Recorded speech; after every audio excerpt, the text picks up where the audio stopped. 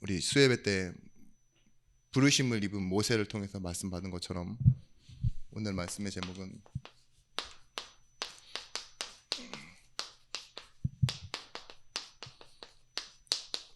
보내심을 받은 사람입니다. 우리는 부르심을 받을 때 보내심을 함께 받게 되는 거예요. 사람에게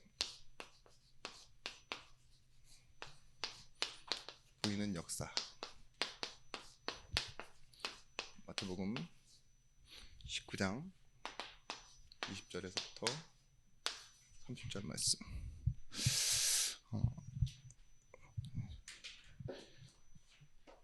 부자가 구원받기 힘들다 그랬어요. 낙타가 바늘기로 들어가는 것처럼 힘들다고. 그러니까 제자들이 이렇게 말하죠. 그러면 어떻게 우리는 구원을 받을 수 있습니까? 그런데 19장 26절 말씀에 예수님께서 이렇게 대답하십니다. 예수께서 그들을 보시며 이르시되 사람으로서는 할 수 없으나 하나님으로서는 다 하실 수 있느니라, 이렇게 말씀하세요. 사람은 할 수 없대요. 근데요, 하나님은 하실 수 있고 하신다라고 말하고 있습니다. 하나님이 뭘 하십니까? 지금 여러분들과 뭐 하고 계시죠? 함께 하고 계시죠? 분명히 하나님이 먼저 뭐 하시냐? 마가복음 3장 15절 말씀에 원하시는 자를 부르신다 그랬어요. 그래서 우리는 먼저는 이 부르심에 대한 소명이 있어야 됩니다. 내가 온다, 내가 간다 라는 의미가 아니라요, 하나님이 나를 왜 부르셨지? 이걸 찾아내셔야 돼요. 우리 수요일날 말씀드렸던 것처럼 모세가 어떤 사람이었습니까? 나름 그 인생의 끝을 볼 때는 민족의 지도자로서 노인이었지만 멋있게 하나님의 말씀을 선포하고 하나님께 가장 먼저 기도하는 사람으로 그렇게 나타나긴 하지만, 우리가 그 말씀에서 처음 보았을 때 모세는 자신의 또래들이 다 죽는 시대에 태어났잖아요. 자신의 조상들은 노예로 살아왔고 왕궁에서 자랐으나 광야로 쫓겨나 80살이 될 때까지 아무것도 없었던 사람이에요. 그 이방족 속의 집에 대릴 사이로 들어가서 있고, 얼마나 우울한 사람이었냐. 아들을 낳았는데 아들 이름을 뭐라고 졌냐? 게르솜이라고 졌어요. 나그네 되었다. 내가 타국에서 나그네 되었다. 그걸 보면 뭘 할 수 있어요? 자기를 사랑하지 않는 사람이에요. 그렇기 때문에 남도 사랑하지 않아요. 나중에 보시면 알겠지만 하나님이 부르실 때 나는 말도 못합니다. 나는 노인입니다. 내가 가서 무엇이라고 말합니까? 그러면서 그 광야를 걸어갈 때도요, 지도자의 역할을 해내지만 또 누군가를 앞세워요. 자기 형 아론을 앞세우고, 할 수 있는 상황에서 할 수 없다라고 말했던 그런 사람이 출애굽기 14장에 보십시오. 뭐라고 하죠? 오늘날 너희를 위하여 행하시는 여호와의 구원을 보라, 이랬어요. 지금 모세가 어디로 가고 있습니까? 가나안으로 가고 있습니다. 그런데 거기서 먼저 발견되어지는 건요, 하나님이 원하시는 자를 부르셨다는 거예요. 하나님은 하셔요. 근데 누구를 부르시느냐? 원하시는 자들을 부르세요. 제자들이 어떤 사람입니까? 그 속국된 이스라엘이라는 나라에서도 갈릴리라는 곳, 아주 외진 곳에서 배움 없이 지식 없이 뭐했죠? 업으로 살아가던 사람들이에요. 근데 그런 사람들을 하나님께서 원하셔서 부르시니까 어떻게 됩니까? 그들이 사도가 됩니다. 우리도 마찬가지예요. 내 그전에 어떻게 살아왔던, 앞으로 어떻게 살아갈 것이든 먼저는 이 앞에서 생각해야 돼요. 나를 하나님이 부르셨다. 이 부르심에 대해서 명확한 소명이 있는 사람들은 뭘 볼 수 있느냐? 하나님이 부르신 사람들이 어떤 사람들인지 보여줘요. 교회의 구성원과 내가 현장 가서 만날 사람 있죠? 야, 너 부자냐? 낙타가 반죽기로 들어가는 것보다 구원받기 힘들어 이러면서 패스! 이러면서 그냥 가겠어요? 그게 아니라니까요.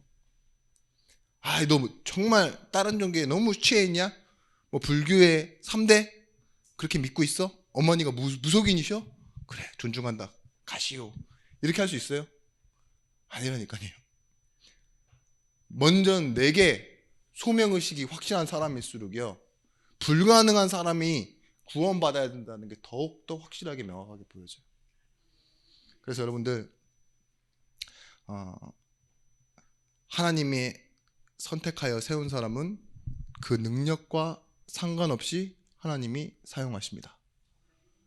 자, 하나님이 이 떨기나무에서 나타나셨죠. 이 떨기나무는 무엇이라 했습니까? 그냥 굴러다니는 넝쿨 같은 나무라고요. 아무것도 아닌 거예요. 어디서요? 버려진 곳. 시내산, 호렙산, 이 말이 뭐예요? 건조한 사막, 폐허라는 뜻을 갖고 있는데 이 호렙에 임하셨다니까요. 보십시오. 부르신 사람이 쓰임 받고요, 그 하나님이 세우시는 그 장소가 뭐가 돼요? 거룩한 곳이 되어졌어요. 아무것도 아닌 떨기나무도 뭐라 그래요? 그 가운데 타지 않는 불로 나타나시니까 기적이 되어지잖아요. 여러분, 성도들은요, 사람으로 쳤을 때는, 사람의 기준으로 봤을 때는요, 각자의 외모, 재능, 지금까지 살아온 삶, 그런 게 그 사람의 평균이에요. 그 사람의 능력이고요. 근데 목회자들이 어떤 사람들이냐? 이런 사람이에요. 사실은 존중받을 수 없는 그런 위치에 있고 모자란 사람들일지 모르는데요, 하나님이 함께 하시면 뭐예요? 그게 떨기나무처럼 쓰임받는 거예요. 교회도 마찬가지예요. 작은 교회, 큰 교회, 뭐 여러 가지가 있지만 버려진 곳이라 할 때도 그곳에 하나님이 계시면 뭐예요? 교회는 거룩한 장소가 되어지는 겁니다.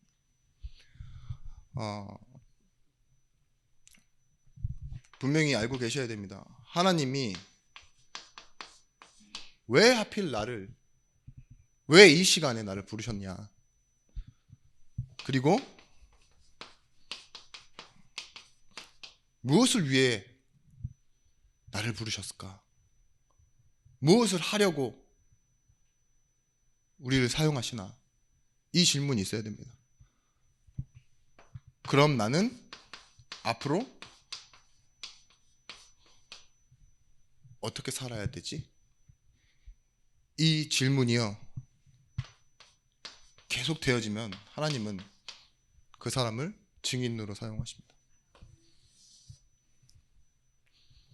이 세 가지가 계속 반복적으로 질문돼야 돼요. 여러분의 기도 속에서. 왜 나를 부르셨지? 확실해질수록 하나님의 말씀이 우리에게 언약으로 붙잡혀집니다. 무엇을 위하여? 어떻게? 하나님의 방법이 무엇이지? 이 말씀을 질문하는 거예요. 하나님은요, 함께 하시기 위해 나를 부르셨습니다. 또 무엇을 우리에게 주시고자 하느냐, 그리고 무엇으로 우리를 회복시키시느냐, 그게 바로 증거예요. 예수 그리스도라는 증거. 마지막으로 어떻게 하면 되느냐, 확인하는 거예요. 보이는 역사 있죠. 이걸로 보고 확인하고 확인시켜주는 거예요. 보이도록 하는 것. 그래서 우리는 이 답을 분명히 갖고 있어야 됩니다. 목적과 목표.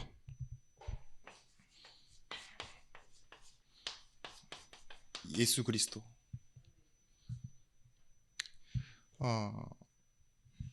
예수 그리스도는요, 하나님이 우리에게 인생을 주신 목적입니다.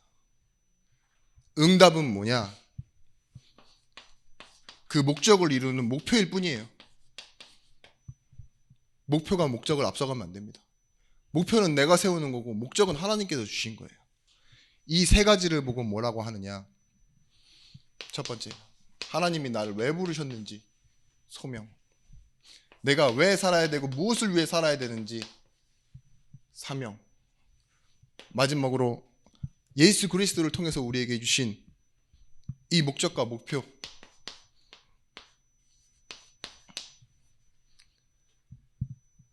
우리 인생의 주인을 찾아가는 거예요. 이 세 가지를 보고 뭐라고 그러냐? 의식이라고 해요. 소명의식, 사명의식, 주인의식. 이 세 가지가 있어야지만 보입니다. 뭐가 보이느냐? 정확한 꼴이 보여요. 정확한 목적지가 보인다고요. 무엇이 성공인지가 확실해져요. 만약에 내가 부르심을 받고 무엇을 위해 살아야 되는지와 하나님이 우리에게 원하시는 목적을 잘 보지 못하면요, 성공하는 게 잘된 일처럼 보인다니까요. 사람이 나에게 잘해주는 게 잘된 일처럼 보여요. 문제 해결되어지는 게 좋은 일처럼 보인다니까요. 그런데 이 세 가지가 있는 사람은 문제도 응답으로 보여요. 안 되는 일인데 하나님께 감사하게 돼요. 다시 뭐예요? 실패하면 실패할수록요, 다시 이 자리로 돌아와서 나를 찾게 돼. 근데 이 세 가지 의식이 없는 사람은요, 일을 따라간다니까요. 사람을 따라가게 돼 있어요. 상황과 상태를 따라가게 돼 있습니다. 이 지금 우리가 점심을 굉장히 기름진 걸 먹었잖아요. 그러다 보니 지금 이 자리에 예수님이 오셔서 메시지를 한다 해도 굉장히 힘드실 거예요. 왜냐면 여러분들 지금 엄청 졸리시거든요. 저도 그래요. 제가 지금 화장실을 가야 되나 말아야 되나 예배 코앞에서 내가 그러다가 고민하다가 이렇게 성령인도로 화장실 갔다 왔는데 여러분, 이 소명 사명 이것이요, 정확해져야 이걸 이길 수 있다니까요. 우리 안에 있는 열심, 정확해야 됩니다. 열심으로 사는 게 아닙니다. 어떤 사람이 딱 빨리 오는 그 지하철 시간을 알아냈어요. 직행을 타는 거예요. 직행을 타고 일찍 가서 자리도 잡고, 좋은 사람과 대화하는 사람도 같이 타고, 다 좋은데 뭐예요? 거꾸로 타면 어떻게 돼요? 반대로 가는 거예요. 그죠? 그렇다니까요. 열심히 막 분주하게 해가지고 준비를 많이 하고 뭐하고 이래서 목적지를 놓치면요, 그거 끝이에요.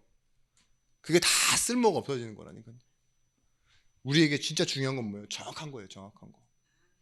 복음은요, 무엇이냐? 많은 것으로 흐트러 놓은 게 아닙니다. 우리에게 노력을 요구한 게 아니에요. 정확한 거예요. 한 가지로만 답이라고 말씀해 주세요. 오늘 제가 이렇게 피자를 시켜놨는데 주문서를 이렇게 딱 스크린샷을 해가지고 우리 지사님한테 보내놨어요. 알겠습니다. 그래가지고 같이 갈 사람 이래가지고 권사님이랑 지사님 둘이서 막 가시더라고요. 저는 믿어 의심치 않았죠. 그래가지고 저한테 갑자기 전화가 오고, 도미노 아니에요? 피자헛인데요.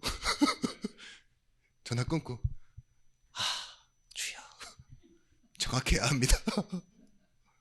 너무 정신이 없어서 아침에 얘기를 많이 했거든요. 뭐 교회에 이제 뭐 성도님들 드릴 거랑 누구 오신 거 안 오신 거, 인원을 줄여야 되느냐 말아야 되느냐, 한 판을 추가해야 된다, 빼야 된다, 막 별 얘기를 다 했는데 주어를 놓친 거예요. 피자헛이라는 거. 그러니까 어떻게 돼요? 딴 데가 있잖아요. 그렇죠? 우리도 그렇다니까요. 이 세 가지가 없으면요, 뭐예요? 여러분들이 탁월하면 탁월하고 많은 것을 하면 할수록 있죠. 하면 할수록 뭐예요? 더 힘이 빠져요. 교회에 오래 헌신했는데 내가 예수를 믿는다고 확신하는 생각이 드는데 왜 내 인생에 이렇게 만족함이 없고 가끔은 심심하고 가끔은 삐질 일이 많을까요? 이게 흐릿해져서 그래요. 여러분, 틀린 것 속에서 살아갔던 사람들이 누구냐? 진짜 자기 열심 속에 살아갔던 사람들, 바리새인이에요. 바리새인들은 첫 번째, 안식일을 정확하게 지킵니다. 얼마나 정확하게 지키는지 아시죠? 결혼식 있어요. 누가 올라왔어요, 집에. 김장해요. 그래갖고 교회 빠지는 일은 없어요, 바리새인은요. 매일 정시기도 합니다. 시간을 정해놓고. 얼마나 대단합니까? 우리는 바빠서 기도하지 못합니다라고 얘기하잖아요. 하나님 오늘 나를 봐주소서 이렇게 하는데, 바리새인은요 날마다 정식기도해요. 금식기도까지 같이 해요. 절기와 헌금 확실하게 합니다. 오늘 말씀에 나온 청년이 그래요. 내가 이 예수님께서 말한 거 다 지켰습니다. 그럼 내가 더 이상 뭘 해야 됩니까? 그렇게 다 지킨 사람이 와서 하는 말이 뭔지 아세요? 또 뭐 해야 되냐고 물어봐요. 그게 열심이라니까요. 근데 중요한 건 뭐예요? 가장 중요한 걸 모르고 있어요. 알아야 될 걸 모르고 있어요. 바리새인이 왜 예수님을 십자가에 못 박았습니까? 이 열심이요 정확한 걸 잊어버리게 만든 거예요. 자기네들이 진짜 열심히, 바리새인 보면 진짜 감동받은 말 하다니까요. 사람이 볼 때도 어떻게 사람이 저렇게 노력하며 살 수 있지? 어떻게 자기 자신을 저렇게 하나님 앞에 아름답게 비춰낼 수 있지? 천국이 됐음에도 불구하고 자기의 일상적인 삶보다도 하나님 말씀 앞에 다가서려고 하는 그 모습이 얼마나 다들 다 하나같이 목회자보다도 더 목회자 같은 모습입니까? 그렇게 사는데 예수님 보실 땐 뭐라 그래요? 독사의 새끼들아 이러잖아요. 이 믿음이 없는 자들아 이러잖아요. 여러분, 틀린 것 속에서 아무리 열심히 해도 안 됩니다. 그걸 종교생활이라고 그래요. 하나만 알아도 돼요. 제가 예전에 이런 비유 들은 적 있죠. 모든 걸 열심히 했대요. 딱 뭐 헌금, 구제 뿐만 아니라 전도 이런 거 다 열심히 했어요. 그래가지고 예수님 앞에 이렇게 딱 가는데 그 천국의 문지기가 점수를 매겨주는 거예요. 전도 20점, 헌금 30점, 뭐 교회 출석 10점 이래가지고 딱 했는데 점수가 너무 모자라. 그래가지고 뭐 다른 거 없니? 막 질문하고 있어요. 근데 어떤 사람이 울상으로 와가지고 딱 얘기했대잖아요. 저는 예수 믿고 한 게 아무것도 없어요. 그냥 예수 믿었을 뿐입니다. 그랬더니 100점 들어가 이랬대잖아요. 예수 믿은 게 다예요. 그렇다니까요. 다른 걸 아무리 열심히 하는 것보다 한 가지 중요한 거, 그걸 정확하게 아는 게 중요합니다. 여러분, 참된 만족은 어디서 나오느냐? 시편 107편 9절 말씀. 그가 사모하는 영혼에게 만족을 주시며 줄인 영혼에게 좋은 것으로 채워주심이로다. 하나님이요 우리의 영혼을 채워주실 때 만족하는 거지, 우리가 열심히 해서 만족할 수 없는 존재예요. 오히려 열심히 하면 할수록 커해지고, 뭐예요? 성공한 사람들이 가장 많이 느끼는 감정이 공허해잖아요. 고린도후서 3장 5절 말씀이에요. 무슨 일이든지 우리에게 난 것이 스스로 만족할 것이 아니니 우리의 만족은 오직 하나님으로부터 나느니라. 시편 17편 15절 말씀에 나는 의로운 중에 주의 얼굴을 배우리니 깰 때에 주의 형상으로 만족하리이다. 시편 23편 1절 말씀 뭐예요? 여호와는 나의 목자시니 내가 부족함이 없으리로다. 우리의 만족이 어디 있습니까? 뭐예요? 하나님을 만나는 데서부터 온 거예요. 이 부르심 앞에 설 때 우리는 만족하게 되는 거예요. 여러분, 예배 말고 여러분에게 순간 만족 말고 영원한 만족이 있다, 그런 사람은 있을 수가 없어요. 그래서 먼저는 정확하게 보는 게 중요합니다. 뭘 정확하게 보셔야 되느냐? 이 소명과 사명과 주인의식을 가지고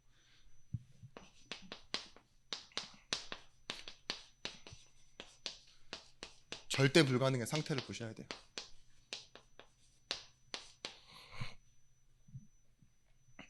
어디에 절대 불가능한 상태냐? 돈, 명예, 자리, 사람, 공로 등 모든 걸 가졌어도요 우리는 스스로 구원받을 수 없어요. 내세의 문제를 해결할 수 없고 자녀에게 내려가는 그런 뭐예요? 영적인 유산과 우리 영혼에 침범해서 들어오는 이 영적인 문제, 정신적인 문제를 방어할 수 있는 방법이 없다고요. 그걸 보고 뭐라 하느냐? 육체의 행위, 이것으로는 구원받을 수 없습니다. 왜냐? 에베소서 2장 1절 말씀에 우리의 육체는요 죄와 허물로 죽어있다 그랬어요. 그 육체의 행위로 의롭다함을 얻을 자가 아무도 없다 그랬어요. 우리의 문제는 뭡니까? 근본적인 문제예요. 그것은 하나님을 떠난 죄의 문제입니다. 윤리적인 죄를 우리는 죄라고 생각하는데요. 죄라는 그 규정 자체가 뭐냐? 관역을 벗어났다, 하마르티아예요. 목적지를 잃어버렸다, 이게 죄라니까요. 하나님과 함께해야 되는 인간이 하나님을 떠났다, 그게 죄의 상태예요. 세상에서도 뭐라 그러는지 아세요? 정해놓은 틀과 범주가 있어요. 그 선을 벗어나 있는 것 있죠. 불법을 행한 것. 그래서 그 안에서만 있도록 되어 있는데 그 선을 벗어나는 거 있잖아요. 그렇게 안 하기를 우리가 다 합의를 하고 정해놨는데 그걸 어기고 하면 뭐예요? 그걸 보고 죄지었다 그러잖아요. 작은 죄는 경범죄? 그렇게 얘기하지만 작은 죄도 죄라니까요. 그런 것처럼 하나님 떠나 있는 죄인데 이 근본적인 죄를 뭐라 그러냐? 우리는 알지도 못하는 죄. 그 속에서 태어나고 우리는 살아갑니다. 그걸 보고 원죄라 그래요.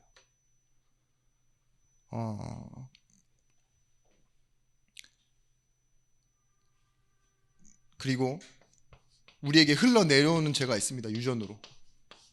그것이 뭐냐? 조상의 죄. 조상이 뭐 무슨 죄가 있어요? 제사 지내라 그러는 거 있죠. 하나님 모르도록 계속 그걸 우리에게 당연한 문화로 남겨주는 거 있죠. 오랜 종교 생활을 가는데 우리 부모가 사랑한다고 가르쳐 준 게 뭐예요? 효 사상인데 효 사상 가운데 여러 가지 종교적인 사상이 들어가 있잖아요. 그죠? 네가 복을 받는 방법이 다 인간응보라고 말하고. 그러면서 우리가 스스로 결과적으로 나타나는 거죠. 영적인 문제 때문에, 삶의 문제 때문에 내가 스스로 짓게 되어지는 죄들, 사람에게 피해 주는 죄, 그런 죄 있죠. 나를 망가뜨리는 죄, 그런 걸 보고 자범죄라고 합니다. 로마 3장 9절에서 11절 말씀에 그러면 어떠하냐? 우리는 나으냐? 유대인이나 헬라인이나 다 죄 아래에 있다 하고 우리가 이미 선언하였느니라. 기록된 바 의인은 없나니 하나도 없다 그랬어요.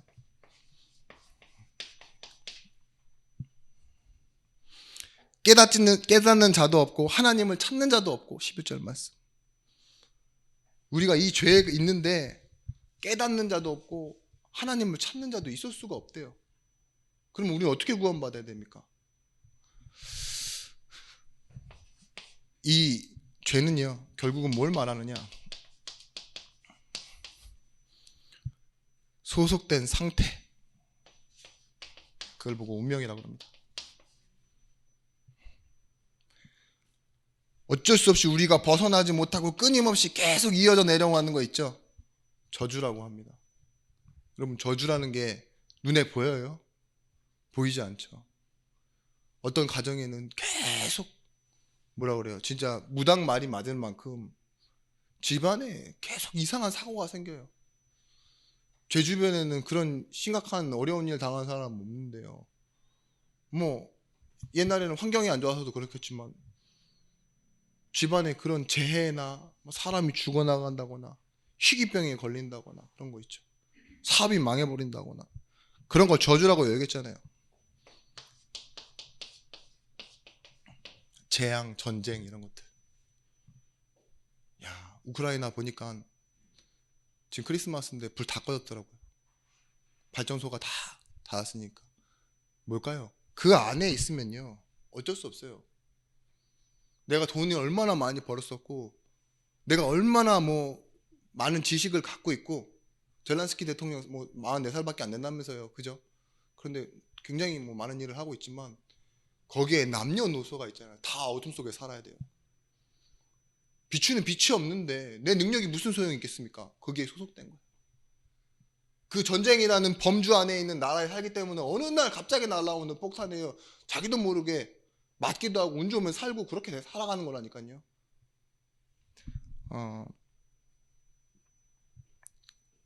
보십시오. 날, 일, 시, 사주팔자라고 그러죠. 하나님 자녀 아닌 사람들은요, 거기에 속해 있다고요. 손 없는 날, 손 있는 날, 손 없는 날 어디 있습니까? 근데 그런 날 이사 가고 이러면 사고 당한다 믿고 어떤 징크스가 생기고 막 그런 거 있잖아요. 그게 아니면 불안하고 지나가는 사람이 막 어우 막 인상이 좋으시네요. 뭐 막 이렇게 하면서 막 도를 아십니까? 하면 괜히 기분 좋아지고 그게 자기 상태라니까요. 기분 좋아질 상태. 와 갑자기 무당이 막 아주 용엄한 무당인데 막 갑자기 넌 내일 죽어 막 이러보세요. 그러면 막 심장이 벌렁벌렁하죠. 신문 피면은 막 사주팔자 운명 뭐 돼지띠 보고 왜 그렇게 되겠습니까? 별자리 보고 그게 소속된 운명이에요. 절대 불가능한 상태예요. 사람. 그 재벌집 막내 아들이라는 그 드라마 이제 거의 끝나가는데 거기 보세요. 그 진씨인데 둘째 아들 뭐예요? 옆에 무속인 데리고 있어요. 그 실제를 모티브로 한 겁니다. 이 사람이 굉장히 똑똑한 사람인데 아주 똑똑한 무당을 데리고 증권에 투자하고 이러다가 계속 삶이 무너지는 거 봐요. 우리 정치하는 국회의원들 있죠. 대부분 다 뭐 감사패, 공로패 막 다 무속인 집으로 보낸다면서요. 그렇게 살아갑니다. 여러분 우리를 보고 뭐라고 했냐? 로마서 5장 8절 말씀에 우리를 구원하실 때 이 상태에서 구원하셨다고요. 우리가 아직 죄인 되었을 때 우리가 하나님을 알지 못할 때 하나님이 우리를 구원하셨어요. 아무리 어떤 노력을 해도요. 이 요한복음 8장 44절 말씀에 뭐라고 나와 있습니까? 너희 아비가 마귀래요. 그래서 그 아비의 거짓말대로 너희도 행하고자 한대요. 거짓말을 믿고 뭐예요? 그 거짓말을 따라 사는데 그 아비된 영적인 호적을 예수가 그리스도라는 사실 아니면 어떻게 옮겨내겠습니까? 이 운명에서 빠져나오겠습니까? 여러분의 현장을 보십시오. 여러분 주변에 있는 사람들 있죠. 이 영적인 호적 그 가운데서 살아가고 있다니까요. 여러분 돈, 건강, 사람 관계, 뭐 내가 걱정하고 있는 일들 좋은 일로 해결할 수 있습니까? 좋은 일로 해결될 것 같아요. 그쵸? 돈 문제는 좋은 일로도 해결돼요. 일이 잘 되거나, 그죠? 자녀? 뿐만 아니라 내가 갈등하는 것 다 이 안에서 일어나는 일입니다. 잘 돼도 잘 된 일 아니고 못 돼도 못 된 일 아니에요. 그러잖아요. 오죽하면은 그 뭐예요? 세용지마라 그러죠. 인생은 세용지마. 안 되는 일도 안 되는 일도 아니고 좋은 일도 좋은 일이 아니다. 오죽하면 그런 일을 얘기를 하겠습니까?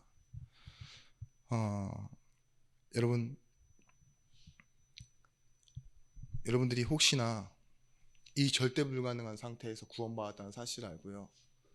안 되는 일을 가지고 또한 내 틀린 것을 가지고도 하나님 앞에 나오는데요. 하나님은요, 뭐 하세요?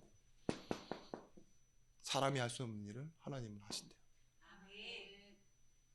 어떤 열심으로도 할 수 없는데 하나님은요, 정확하게 그 일을 가지고 나를 이끌어 가십니다. 그래서 여러분들은 문제가 아닌 거예요. 여러분들이 그래서 가셔서 조금만 현장에서 이걸 확인하시면 돼요. 육체의 행위 안 될 수밖에 없는 이유는 근본적인 문제를 해결받지 못해서 그래요. 우리는 다시 하나님 만나면 돼요. 그러면 소속된 운명과 저주와 재앙 가운데서 완전히 빠져나오는 겁니다. 여러분 하나님이 보시는 진짜 참 문제는요. 나와 상관없이 와져 있는 근본적인 문제예요. 저주, 재앙, 영적 유산 이런 것들 있죠. 이게 뭐예요? 통틀어서 죄의 문제예요. 죄. 로마서 5장 12절 말씀에 그러므로 한 사람으로 말미암아 죄가 세상에 들어오고 죄로 말미암아 사망이 들어왔나니 이와 같이 모든 사람이 죄를 지었으므로 사망이 모든 사람에게 이르렀느니라. 죄가 율법이 있기 전에도 세상에 있었으나 율법이 없었을 때에는 죄를 죄로 여기지 아니하였느니라. 뭐라고 해요? 율법이 있기 전에 죄가 있었대요. 그 말은 뭐예요? 율법으로는 죄 해결 못한다는 거예요. 율법이 있은 후로 우리가 하나 알게 된 건 뭐예요? 죄가 죄된 것을 알게 됐다고요. 그럼 율법이 있기 전에는 뭐예요? 죄가 죄인 줄도 모르고 살았다고요. 그렇기 때문에 율법으로는 안 된다는 거예요. 열심으로는 안 된다는 거. 그래서 여러분 참된 필요는 뭐냐?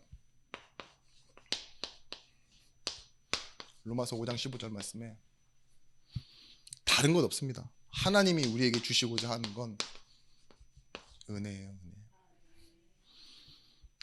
그런즉 이 은사는 그 범죄와 같지 아니하니 곧 한 사람의 범죄로 인하여 많은 사람이 죽었은즉 더욱 하나님의 은혜 또한 한 사람 예수 그리스도의 은혜로 말미암은 선물은 많은 사람에게 넘쳤느니라. 나와 상관없는 문제, 그 문제를 어떻게 해결하셨다고요? 내가 짓지 않은 죄의 문제를요, 하나님께서 은혜로 해결하셨대요. 내가 할 수 없는 그 일을 나는 무엇으로도 할 수 없는데 하나님은요, 그것을요 그냥 거저 우리에게 완전히 해결하셨다고 말하고 있습니다. 그래서 예수 그리스도가 지상에서 실제로 살아계실 때 뭐 하셨죠? 마귀에게 눌린 자를 해방시키셨어요. 병든 자를 고치셨습니다. 그리고 뭐예요? 하나님의 나라에 대한 선포를 하셨어요. 그걸 보고 뭐라 그러냐? 왕. 마귀의 일을 멸하시는 왕. 하나님의 나라를 선포한 선지자. 우리의 죄의 권세를 해결하신 참 제사장. 은혜는 뭐냐? 이 그리스도의 역할을 담당하신 예수를 아는 게 우리에게는 은혜예요.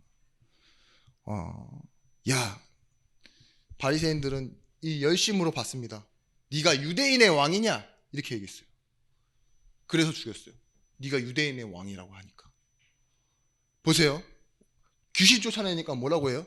네가 귀신의 왕이니까 귀신들을 쫓아내는 거 아니야? 네가 바알세불 아니냐? 그러니까 예수님 뭐라고 그래요? 귀신들이 어떻게 귀신과 싸워서 세력 다툼을 하느냐 이렇게 얘기하시잖아요. 거짓된 왕으로 몰아서 죽였다니까요. 근데 하나님은 뭐예요? 참 왕이세요. 세례 요한이 말한 그런 선지자가 아니라 뭐예요? 하나님께로 가는 유일한 길. 내가 곧 길이요 진리요 생명이니 참 선지자. 죄와 저주를 끊어낸 참 제사장. 그분으로 우리가 오셔서 우리에게 하나님은 은혜를 주셨습니다.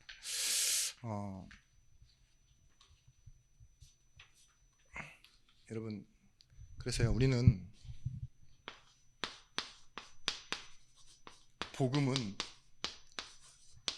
하나님의 기쁨이라는 걸 여러분도 알고 계셔야 돼요. 원래 복된 소식, 복음, 이 가스펠은요 우리가 받을 때 기쁜 거예요. 그죠? 복된 소식이기 때문에 우리가 받으면 기쁘잖아요. 근데 하나님은 이 복음을 주실 때 뭐 했죠? 하나님 또한 기쁘셨어요. 하나님이 기쁨으로 이걸 우리에게 주신 거라니까요. 우리가 복음을 누릴 때 그래서 하나님은 기뻐하십니다.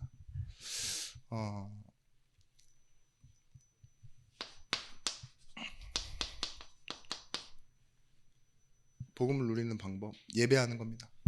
하나님과 소통하고 교제하는 거예요. 로마서 8장 8절 말씀에 육신에 있는 자들은 뭐라 했어요? 하나님을 기쁘시게 할 수 없대요. 우리는 진짜 끊임없이 일하는 게 우리의 체질이에요. 그런데 우리의 인생은 어쩔 수 없이 단 한 번도 나를 벗어나서 내 중심 아닌 생각을 할 수가 없어요. 예배 아니고서는. 왜냐? 내가 보이고 내가 느끼고 내가 생각하는 건 전부 내 안에 있는 것들이니까요. 그래서 하나님이요 저 전 세계의 우주의 능력으로요 우리에게 임하셔서 우리와 함께 하신다 그랬어요. 그때 우리는 결국 뭐예요? 눈을 들어 하늘을 바라보는 겁니다. 하나님이 지으신 세계가 내게 속하는 것이 아니라 하나님께 속해 있음을 알고요 나 또한 내 인생을요 하나님이 주인으로 삼고 걸어갈 수 있게 되는 거예요. 여러분, 우리는 예배를 놓치면 어떻게 되느냐? 때로는 착각합니다. 만족을 해도 틀린 만족하고요. 대부분 나이 들면 우울해져요. 그리고 상처가 많기 때문에 어쩔 수 없이 삐져요. 제가 요즘 막 마음에 자꾸 삐질 일들이 많이 생겨요. 어떤 때는요 내가 너무 정확하게 잘한다고 생각하는 건요 딱 취해버린다니까요. 도취돼 있어요. 여러분 막 화가 날 때 여러분 이렇게 느낀 적 있어요? 내가 좀 화가 난다 막 이래가지고 쭉쭉쭉쭉쭉 어느 정도 올라가다가 이제 한 90% 정도에서 막 이제 내가 화가 나면 이제 한 대 치겠는데 막 이렇게 해가지고 여러분들 화가 올라가는 게이지가 올라가는 사람 있어요? 그렇지 않을걸요? 처음 보는 사람한테는 괜찮아 오버클로스 하다가 만만한 놈이 또 어저께 그랬다 이러면요 갑자기 팍 뛰어오르잖아요. 분노가 팍 올라오지 않아요? 그러니까요 이게 그렇다니까요. 내가 아주 밝게 웃다가도 갑자기 막 화나고 막 이런 일이 생기는데 예배 얘기하다가 너무 다른 얘기를 많이 했습니다. 여러분들도 모르게 우리 인생에 우리가 취해 있어요. 잘하는 일, 못하는 일 있죠. 이런 거. 뭘 보면 겁내고 뭐 어떤 일 보면 막 자신만만하게 할 수 있다라고 생각하고 그런 착각하시는데요. 하나님을 기쁘시게 하는 자는요. 이 앞에 있는 이 세 가지 의식 속에서요. 복음이 하나님의 기쁨이라는 걸 알고 이걸 내가 누리기 시작해요. 그때 히브리서 11장 6절 말씀이에요. 하나님을 기쁘시게 하는 자 대해서 정의하고 있습니다. 믿음이 없이는 하나님을 기쁘시게 하지 못하나니 라고 말하면서요. 하나님께 나아가는 자는 반드시 그가 계신 것과 그를 찾는 자에게 복 주심을 알아야 한다고 그랬어요. 이 두 가지가 여러분 삶 속에서 누리는 방법입니다. 예배를 하고 여러분 삶 속에서요. 하나님이 나와 함께하고 계신 것 있죠. 근데 그를 찾는 거예요. 그 찾는다라는 말은 뭐죠? 하나님을 그 자리에 갖다 부르는 거예요. 그 자리에서. 있어도 신경 안 쓰고 막 그게 아니에요. 아까 전에 제가 막 밥 먹는데 누가 지금 몇 명이 없어요. 근데 막 다 먹었습니다. 그러면서 제가 막 그 남은 음식을 막 쓰레기통에다 다 집어 넣어버리면 어떻겠어요?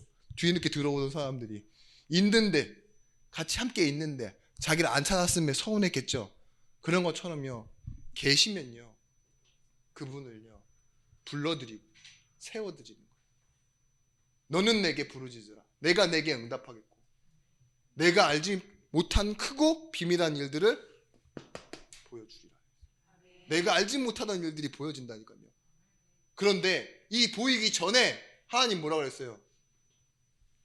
하나님의 말씀이 에레미야에게 두 번째 임하냐고 했어요. 말씀이 임할 때요. 우리는요. 그분을 찾고요. 그분을 보는 거예요. 여러분 함께를 누리다 보면요. 진짜 하나님과 함께하는 금의를 누리다 보면 여러분들이 모든 현장에서요. 생명의 확인이 일어나야 됩니다. 그 말은 뭐냐? 생명의 확인이라는 뭐냐? 여러분들이 살아있음, 숨쉬고 있음 이것에 대한 발견이 되어야 된다니까요. 내가 진짜 살아가는 게 맞구나. 어쩔 수 없이 살고 있구나. 이게 아니라요. 내가 살아있는 이유가 이것 때문이구나. 바울이 그걸 느꼈잖아요. 내가 살아도 죽어도 죽는 것도 유익하다 이렇게 말하는 이유가 뭘까요? 생명을 확인하기 때문이에요. 우리 어떤 목사님 친구분이 의사인데 그분이 두 분 다 이제 취미가 뭘로 만났냐? 클라이밍을 통해서 만났어요. 클라이밍이 뭐냐? 암벽 등반 있죠. 암벽 등반. 이거 보통 힘든 거 아닙니다. 제가 철봉만 해도 그런데 이 손가락으로 이렇게 발로 뒤지고 암벽을 등반하는 거를 어느 빌딩 벽이나 이제 클라이밍 하는 장소 가서 하잖아요. 안전줄을 매달아 놓고. 근데 그 클라이밍을 통한 목적이 뭐냐? 목표가 뭐냐? 이랬더니만요. 어떤 산에 이 줄 없이 올라가는 거래요. 클라이밍 하는 사람들은 목표가 진짜 그렇습니다. 줄 없이 그냥 300m나 되는 산을 그냥 낑낑대면서 올라가는데 그걸 왜 하려고 하느냐? 라고 물어봤더니 이거래요. 그제야 내가 살아있음을 느낀다. 진짜 그렇대요. 여러분 우리나라 산악 대장 하시는 분들 있죠. 그분들은 대장 소리 들으려고 그러면 사람 이끌고 히말라야 같은 데 몇 번 올라가 봐야지 대장 소리 들어요. 그죠? 근데 그런 사람들 특징이 뭐냐? 요즘 사람들은 잘 안 그런데 옛날 사람들은요 손가락이 몇 개씩 다 없어요. 예, 그 어몽길인가? 그 사람은 제가 봤는데 다 있는 것 같더라고요. 발가락도 몇 개 없고. 왜 그러냐? 그 당시에는 장비가 그렇게 안 좋았잖아요. 근데 그 히말라야에는요 시체가 그렇게 많이 얼어 있다네요. 아직도. 근데 그 사람들이 산을 왜 그렇게 가는 줄 아십니까? 산이 자기를 부른대. 난 한 번도 부른 적이 없어서 모르겠는데 부른대. 그리고 몰래요? 올라갔다 내려오는데 살아있음을 느낀대요. 그죠? 추위에 떨면서 막 거의 뭐 숨도 못 쉬고 막 기절할 듯이 해서 올라가는데 살아있음을 느낀대요. 미친 거 아닙니까? 그래야지만 살아있음을 느낀다? 여러분들 굉장히 함께하는 가족들은 힘들 겁니다. 그죠? 그 클라이밍 암벽 등반 하다가 익스트림 스포츠죠. 그런 거 할 때 살아있음을 느낀대요. 막 빌딩에서 뛰어내리고 이런 거 있죠. 그런 거 있을 때 살아있음을 느낀대요. 서퍼들 있잖아요. 서핑 USA 하는 거 있잖아요. 그 파도를 타고 내려오는데요. 그거 하는 사람들은요, 웬만한 일상생활이 안 된대요. 왜 그런 줄 아세요? 그거 할 때 살아있음을 느끼는데 아드레날린 나오는 게요, 막 엄청나게 행복하게 나온대요. 도파민이 막 이런 게 막 나오니까 그걸 한 사람들은요, 거기 가서 사는 거예요. 완전히 막 시까매져가지고 젊음을 딱 거기다 다 하는 거죠. 밤에는 술 먹고 마약하고, 그러더만 낮에는 또 날려 나가고 파도만 오기를 기다리고 있는데 그게 살아있음을 느낀대요. 거기 나갔을 때만. 여러분, 왜 뉴스에 나오는 그 애기 엄마들이, 예? 아기를 내버려 두고 저 PC방에 가서 게임하다가 그런 경우 요즘 많잖아요. 왜 그런 줄 아세요? 중독돼서 그래요. 그거 할 때 그게 더 애를 안고 있는 엄마의 나의 모습보다 게임할 때 더 살아있는 것 같은 느낌이 드는 거지. 왜 애가 지금 막 이제 막 한두 살 막 애가 하나도 아니고 막 둘 셋이 있는데 밖에 나가서 다른 남자랑 불륜하고 그런 줄 아십니까? 그때 사랑받는다고 느끼는 거지, 자기가 애 키울 때보다. 그죠? 여러분, 사람은요, 자기가 살아있음을 느껴야 돼요. 생명을 확인할 때 있잖아요. 내가 이게 나야 라고 생각할 때 있죠. 사람은 완전히 변하게 된다니까요. 복음은 뭐냐? 하나님이 나와 함께 하심이 있죠. 이걸 바울이 완전 느껴버려요. 내가 이방인에게 가는데, 전에 내가 알고 있었던 그거와 완전히 반대되는 곳으로 가는데, 믿었던 사람들이 배신하는데 자꾸 상처받을 일이 너무 많은데, 바울이 그 안에서 뭘 느끼는 거예요? 내 삶에 문제가 있을 때마다 그가 계신 것, 그를 찾는 것, 그가 하나님 복음을 전하는 걸 하나님의 기쁨으로 아는 게 나의 기쁨 되어지니까요, 이 생명이 확인되어지는 거예요. 여러분, 마태복음 11장 17절 말씀에 뭐랍니까? 지금 교회가 이렇게 변했대요. 이르되 우리가 너희를 향하여 피리를 불어도 너희가 춤추지 아니하고 우리가 슬피 울어도 너희가 가슴을 치지 아니하였다 함과 같으니라. 하나님이 우리를 뭐라고 해요? 너희를 향하여 피리를 부는데 우리는 춤추지 않는데, 하나님이 기뻐해도 기뻐하지 않는데요. 뭐 한다고요? 우리가 슬피 울어도 너희가 같이 가슴 쳐주지 않는데요. 하나님과 공감과 소통을 완전히 잃어버린 세대가 되어졌습니다. 그런데 하나님은 고린도전서 1장 21절 말씀에 하나님은 그런 우리에게요, 전도에 미련한 것으로 구원하시기를 기뻐하였대요. 우리가 아직 죄인 되어 있을 때요. 하나님이 얼마나 미련한 짓을 하셨느냐. 독생자 아들을 주셨어요. 죄인을 사버렸어요. 그게 뭔 말입니까? 밥 팔아서 똥 사 먹은 것보다 더 나쁜 거예요. 어떻게 자기의 사랑하는 독생자 아들을 주고 죄인을 사버릴 수 있습니까?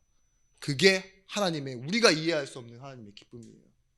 그 기쁨이 내 기쁨이 아니면 어떤 게 여러분의 인생의 기쁨입니까? 인생의 이유입니까? 그래서 여러분, 이제는요, 정확하게 보시면요, 열심이 아니라 정확하게 보시면 제가 잘 안 쓰는 말입니다. 특히 강단 말씀에서는 잘 안 쓰는 말이에요. 여러분들 결단하십시오 이런 말 안 하잖아요. 저는 최근 몇 년 동안 결단이라는 말을 써본 적이 없어요. 왜냐? 저는 의지가 너무 약해요. 실수도 많고, 물론 꼴에 어떤 때는 완벽주의가 있어서 그대로 못 나버려 두고 막 이러는데, 제가 그런 부분이 너무 고통스럽기 때문에 여러분들한테는 그런 말 안 합니다. 그건 결단이 해서 되는 것도 아니고 바꿀래야 바꿀 수도 없는 것들이에요. 그런데 이 결단은 다른 것의 결단이 아닙니다. 우리가 의지로 하는 것은 결단이 아니라 이제는요, 끝까지 따라가는 것이죠. 함께 가되 말씀을 끝까지 따라가는 것, 그게 교회요, 성도입니다. 보내심을 받을 때 혼자만 가는 것이 아니라요. 보내심을 받을 때 우리는요, 하나님이 딱 기준을 주셨어요. 그게 뭐냐? 말씀 따라가라.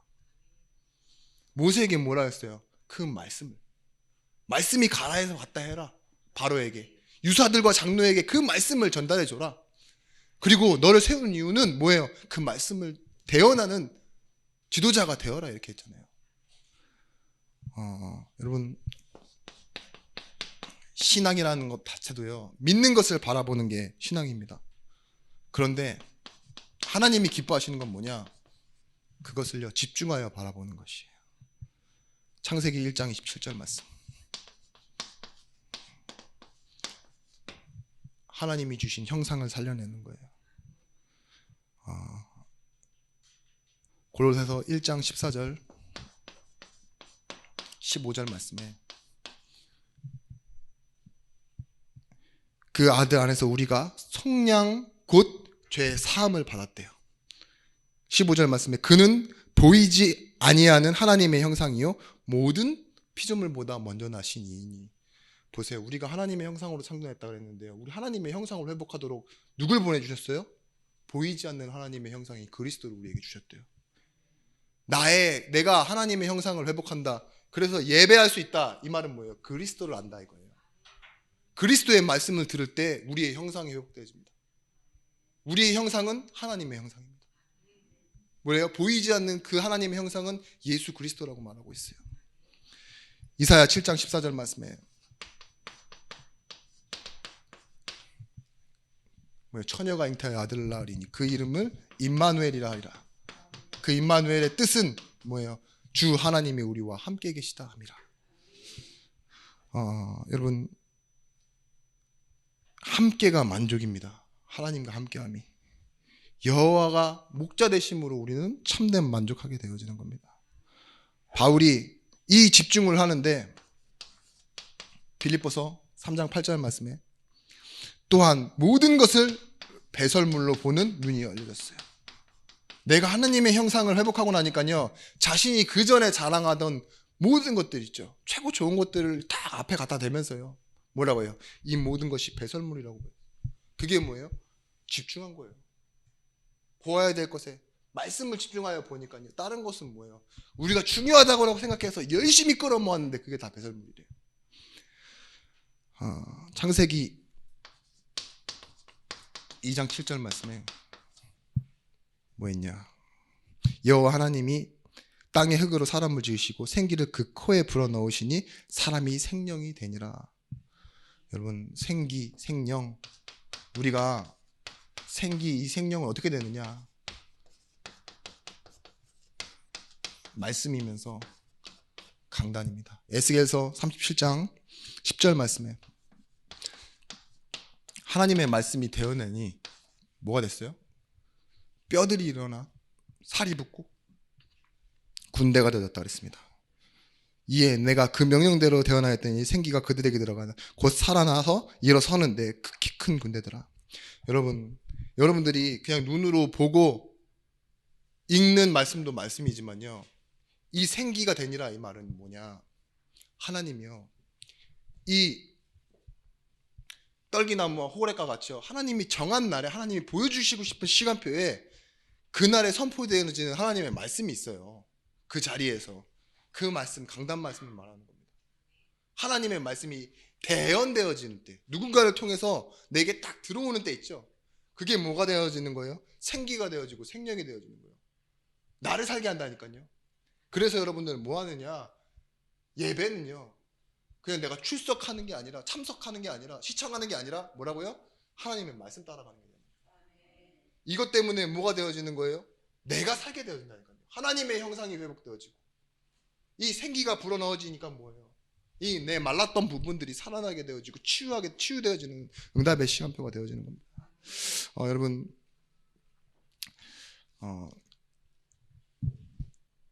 일이 잘 되는 것, 그걸 따라가면 안 됩니다. 사람이 잘해주는 것, 문제가 해결되어지는 것, 그쪽으로 우리는 빨리 계산되고 우리는 빨리 그쪽으로 따라가게 돼 있어요. 해결하는 해결이 필요한 문제부터 우리는 순서적으로 해결하려고 한다니까요. 그때마다요, 뭐가 되어져야 되느냐. 한 가지가 가장 먼저 되시면 돼요. 오직. 하나님이 주시는 말씀으로 나는 산다. 많은 사람들이 교회에 나와서 많은 열심을 하지만 결국은 뭐예요? 결과적으로 보면요, 다른 곳에 서 있어요. 말씀 안 따라갔다니까요. 상황에 밀려갔지, 사람 따라갔지. 우리는 뭐 하시면 되냐? 오직 하시면 돼요. 마지막으로 창세기 2장 18절 말씀. 하나님은 여러분에게 뭐예요? 돕는 배필을 주고자 하십니다. 동역자예요. 근데 그것이 결국은 무엇이냐? 삶의 축복이에요. 여호와 하나님이 이르시되 사람이 혼자 사는 것이 좋지 아니하니 내가 그를 위하여 돕는 배필을 지으리라 하시니라. 여기서 중요한 것이 뭐냐? 주어가 돕는 배필이 아니에요. 하나님이 보실 때 사람이 혼자 사는 게 좋지 않대요. 그래서 뭐예요? 아담이 구한 게 아니에요. 하나님이 주시고자 했어요. 그죠? 우리의 필요를 하나님이 아신다고요. 하나님이 그래서 우리에게 그렇게 주시는 걸 보고 뭐라고 하냐? 축복이라고 해요. 여러분, 응답을 받는 건 중요하죠. 근데 응답 받기 전에 우리에게 주어진 상태가 뭔지 먼저 아셔야 돼요. 축복이에요, 축복. 내게 있어야 할 것 하나님이 모든 것을 다 아신대요. 그래서 뭐 한대요? 이것저것 열심히 많은 거 찾지 말고요, 먼저 그의 나라와 그의 의를 구하라. 그게 네 축복이야. 그걸 구할 수 있는 특권을 내가 너에게 줬어. 그게 자녀된 신분과 권세야. 그걸 구하면 이 모든 것은 뭐예요? 더하져 있는 옵션이라고요. 그렇죠? 그 삶의 축복을 하나님은 여러분들 통해 회복하시게 됩니다. 여러분, 어떤 그 말을 들으니까 참 이런 생각이 들더라고요. 어떤 괜찮은 사람인데 꼭 회사 내에서 퇴근 이러면은요 갑자기 사라져 버린대요. 회사 안에서는요 밝게 웃고 일도 잘하고 관계도 좋고 이래요. 근데 꼭 퇴근하고 회식하거나 동료들끼리 어울리려고 그러면 사라지고 없는 거예요. 저 사람 이상한 사람이다 이래가지고 이제 부하 직원이 아닌 위에 상사가 불러서 얘기한 거예요. 어이 누구누구 씨, 그 맨날 이렇게 회사 생활 밝게 웃고 하는 건 좋은데 이제 회식하는 것 그 외에 이제 이렇게 사람들이랑 어울리는 것도 회사 생활의 일부다. 도대체 무슨 좋은 일이 있어서 회사가 끝나자마자 바로 사라지느냐 이렇게 얘기했는데 딱 그 친구가 당당하게 얘기했대요. 우리 어머니가 어느 빌딩에서 빌딩 청소를 하시는데 일찍 끝나고 가서 어머니랑 도와드리고 같이 퇴근을 합니다. 그렇게 딱 얘기를 했대요. 근데 이 사람이 회사 생활을 못한 게 아니잖아요. 사람들이 다 좋아하고 보고 싶었던 거야. 근데 그런 사람이 딱 그 말을 하는데 그 사람들 생각이 딱 바뀐 거예요. 나 같으면 부끄러워할 텐데, 그죠? 숨기거나 그럴 텐데 뭐예요? 오히려 뭐예요? 자기 부모님을 생각하는 그 사람이 더 괜찮게 보여요. 그런 일이면 회식 안 나가도 된다. 그리고 어느 날은 막 부장님이 이렇게 얘기하더래. 우리도 다 같이 가서 어머니 한번 도와드릴까? 이러니까요. 뭐라 그랬다는 줄 아세요? 웃으면서 발자국이나 이상한 데 남기지 마세요. 이러면서 그냥 가시라고. 필요 없다고. 저는 그게 뭐라고 생각하느냐? 이 의식이라고 생각해요. 내가 내 하는 일의 주인의식 있잖아요. 내가 우리 부모님을 그렇게 생각하는 거. 어느 날 그 스타킹에서 그런 장면이 나온 적이 있어요. 어떤 아빠가 이제 그 고등학생 아들 이렇게 키우면서 호떡집을 하는데 인터뷰를 하는 거예요. 언제가 가장 기쁘고 언제가 감동됐냐. 내 아들이 자기 친구들 다 데리고 호떡집에 와서 호떡을 먹이면서 우리 아빠라고 소개해 줄 때 자기는 가장 기쁘고 가장 감사했다고. 왜 그랬을까요? 남들은 부끄러워서 도망가거나 피해가거나 그럴 텐데 자기가 호떡 장사하는데도 자기를 아빠라고 하고 좋아하고 자기 친구들 데려와서 자랑스럽게 말하는 그런 거 있죠. 그 모습이 너무 기쁘고 감동됐대요. 우리도 그래요. 우리가 아는 그 기쁜 복음, 이게 얼마나 당연한 겁니까? 내가 기쁨으로 누리고 있는 거고. 근데 하나님이 주신 이 복음을 우리가 기쁨으로 삶 속에서 당연히 누리고 살아가는 그 주인의식 있죠. 그게 이상한 거예요. 여러분들이 뭔가 다른 거에 집중하고 있다 보니까, 다른 게 좋은 일이라고 생각하다 보니까 복음이 때로는 부끄러워지실 때가 있지 않습니까? 여러분, 그럴 수도 있습니다. 그래서 결론은 우리가 누릴 것으로 기도를 누리시면 돼요. 그죠? 하나님이 나의 아버지 되신다는 거, 이걸 누리는 거잖아요. 여러분들이 기도를 정확하게 누리면 기도는 어떤 것으로 결론이 나게 되어 있냐? 평안으로 결론 나게 되어 있습니다. 내 생명을 하나님께 드리는 거예요. 하나님께 가는 거예요. 뭐 드린다고 해서 여러분 생명 드린다고 하나님이 가져가시는 게 보입니까? 그런 의미가 아니잖아요. 그죠? 우리를 안식하게 하시는 하나님을 누린다 이거예요. 내 시간과 내 생각을 하나님께 드리는 거예요. 내가 생명처럼 귀하게 생각하고 있는 내 자신이 있죠. 이걸 하나님의 공간을 만들어 드리는 거예요. 그걸 보고 믿음이라고 그러고 평안이라고 합니다. 그리고 문제 이거요. 놔두고 가는 겁니다. 그게 예배예요. 조금 떨어뜨려 놔야 돼요. 문제를. 그래야 보이기 시작해요. 그리고 의미를 찾는 겁니다. 여기에 하나님의 계획이 보이기 시작해요. 문제를 놔두고 떨어뜨려 놓고 드디어 내 생각을 하나님께 맡겼는데 거기에 대한 하나님의 계획과 하나님의 뜻에 대한 말씀이 들리는 거죠. 그러다 보면 우리가 조금 하나님의 말씀에 더 집중하게 되어지는데 그게 기도의 응답입니다. 하나님의 말씀이 집중할 수 있도록 들린다니까요, 나한테. 그게 응답이에요. 그리고 결국은 어떤 일들이 일어나냐? 그 모든 내용을 통틀어서요, 이 안에서 일어나는 우리에게 정말 실질적인 응답, 치유예요, 치유. 내가 하나님을 바라보지 못할 분주함 속에 살아가고 있던 게 치유되어져요. 차선순위인데 너무 앞에 가 있었던 것들 있죠. 그게요, 오직으로 바뀌기 시작하는 것. 그게 바로 치유입니다. 여러분, 세상에서 말하는 능력은 능력이 아니에요. 우리에게 진짜 근본적인 치유가 뭐냐? 하나님과 함께하는 것입니다. 여러분, 열심이 아닌 정확함으로 옮겨주셔야 됩니다. 행위가 아닌 뭐예요?